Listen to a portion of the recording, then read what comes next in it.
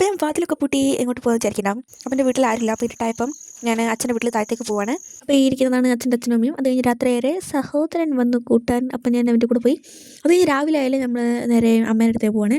അമ്മമ്മയ്ക്ക് വയ്യാന്ന് പറഞ്ഞപ്പം അമ്മമ്മേൻ്റെ അടുത്ത് പോയതായിരുന്നു.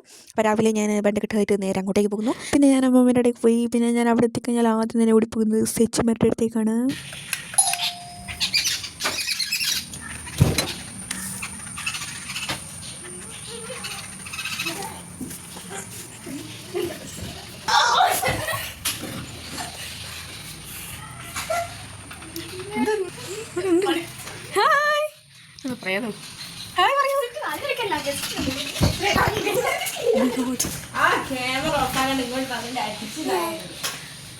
ഭീഷണിയൊക്കെ കഴിഞ്ഞ് ശാന്തമ്മേരെ അവർ ഫുഡ് കഴിക്കാൻ വന്നു.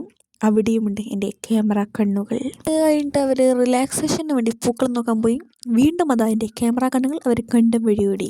അത് കഴിഞ്ഞിട്ട് വന്നപ്പോൾ ഒരു ബാഗ് മാത്രമേ ഉണ്ടായിരുന്നുള്ളൂ. പോകുന്ന നേരത്തെ ഇത്രയും പാണ്ടക്കെട്ടുകളായിട്ട് നമ്മൾ നേരെ വീട്ടിലേക്ക് പോവുകയാണ്.